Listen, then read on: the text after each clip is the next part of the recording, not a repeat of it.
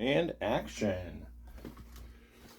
Oh, howdy, everybody. I wasn't anticipating making a video this early in the day. Better idea would definitely be to get out on the road and do some Instacarting, since I know for a fact I don't have the money in my accounts to pay for a couple bills that are due in the next week. But I just got back from a doctor's appointment, and sorry to have to report that it is going to be my last with that provider. It was only our second sit down, but he was so immediately dismissive in a way that I just hadn't been anticipating, and so I'm looking at the harsh reality of weaning myself off of what I just got put on again, and not seeking mind-altering medications to try and help myself. He did, however, give me a little Pellegrino. That was nice of him. But he also did an EEG, and really only said two things. He told me, oh, your white blood cell count is high, so you're fighting off an infection. And I'm like, fuck, do I have AIDS? And then he said, your frontal lobe is underdeveloped. So I don't know if that is, just underdeveloped or underperforming, or damaged, not functioning, or trauma, or like he just very matter-of-factly and succinctly said, yeah, that's bad. And I didn't press him, but I also didn't know what to say, because the brain is so varied with the things that can conceivably go wrong with it, that I don't have a short list of things that they could have even found out from it or not found out from it. So I'm definitely going to be doing some more investigative work on my own here tonight to, try and glean as much information for what I paid for. But I don't hurt for it, because this is me making the decision again. The provider before this, on our last visit, she came into the room knowing she was going to drop me as a patient because she's unprofessional and really, really unkind. This man, however, was just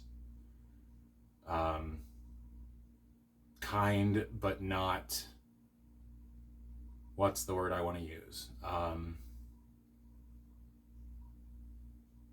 He was very kind. Like, that's just what I keep boiling it back down to, because he didn't do anything cruel or anything to slight me. He just overestimated my willingness and capacity to stop addictions that I've had for many years in his prescribed time frame, citing the incompatibility, quote, with the drug cocktail he put me on, knowing my rate of intake of substances of concern for him.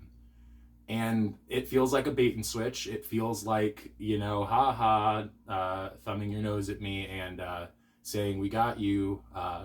If you want to wean from this appropriately, you're going to be here another 3 months, and whatever. If I'm risking the seizures from being on things for seizures when I've never had seizures, if I'm going to be more irritable or aggressive or feel like everything's terrible, it already was. And thankfully there's no one near me or around me or close to me that can be harmed by my reactivity while I weather this time. But yeah, I need to mow my grass. I'm really, really bad with keeping up on that. I probably have the worst kept piece of property in the township, but it's family tradition. My grandfather also left the yard a little bit longer than is stereotypically acceptable, and it's not okay, but I gotta get better on it, because the health benefits of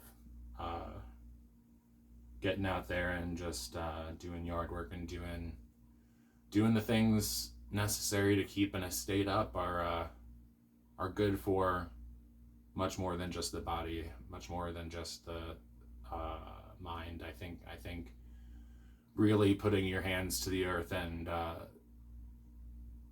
manipulating it to your whims really does good for the soul. Puts the keys to the kingdom in your hand and makes you feel more in line with the reality that anything you put your mind to is possible.